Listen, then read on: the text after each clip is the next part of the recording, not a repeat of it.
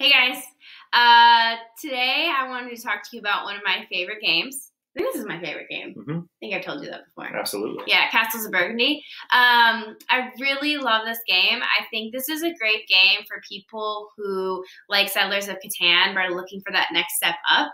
It's similar in that dice play a really large part in the game, but unlike Catan, you have the ability to change the dice a little bit more and choose what you do with the dice, so that it's a lot more strategy, I think, than just hoping that you roll a certain number. I don't know what you think about that. And we play this game a lot, like for like 3 days in a row, and then we'll put it away for a while, and then we'll pick it back up. And every time we pick it back up, I'm just like, wow, I really love this game. I don't know, the gameplay is just really smooth.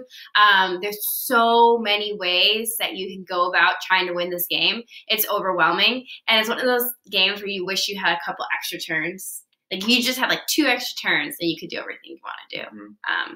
But that's not the way it works. So do you want to describe a little bit about? Yeah, I think you said, so like a lot of the games that end up becoming our favorites they have like the perfect combination of luck and strategy.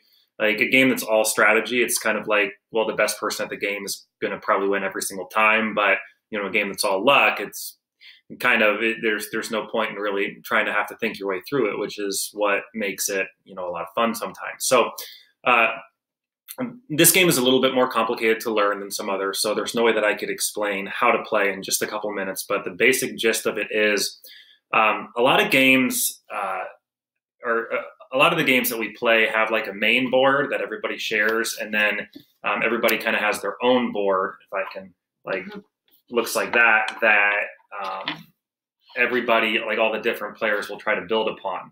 And on your turn, like Sammy said, you're going to have 2 dice, you're going to roll them, and the results of the roll, so you get 2 separate actions with each separate die, and you're basically just deciding what the best 2 things are to do with each of those actions out of lots of different things that you could possibly do. And most of the things that you're going to do are going to be, so there's these little hexagon tiles that when you're setting up, you set up all along the main board. And then your own personal board, you'll see, is made up of a map of a bunch of different hexagons. So most of the things that you're going to do are going to be either taking one of the little tiles and putting them onto this little storage area on the bottom of your board, or taking what you've already put on this little storage area and putting them onto your map. This is how you eventually score points. You can see there's like different regions of different colors. So your goal is to try to fill up as many regions as you can. And depending on what type of tile you're putting down, they kind of give you special different bonuses, which amount to you know, a certain amount of points. And at the end of it, so whoever scores the most points wins. But there's lots of, you know, strategy and luck involved on the way to get there. Yeah, I will say, sorry, I was laughing because Monkey's snoring in the, he's trying to lay in the sunlight. That's true. And he's snoring. So one thing about this game is the art is no good. I think my brother-in-law told me that they might be re-releasing the game with better art, but I haven't seen a new copy yet. So if you're looking for like really cool artwork in this game, not the game for you. But I will say that the gameplay is just super smooth. It's done in like 5 rounds. You said that? Did you say that? You play in 5 rounds. Each round goes relatively the same, but as you like kind of go on, you're building upon what you did in the previous round. Yeah, and you can play 2 to 4 players.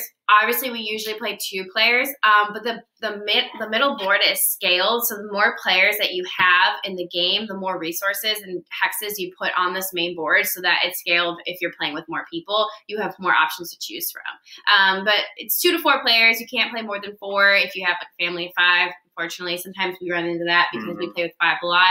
But I really, really like playing this game 2 players. So if you like Catan, but you're looking for something that's a little more exciting, or you want to be able to play a game with 2 players, I highly recommend Castles of Burgundy.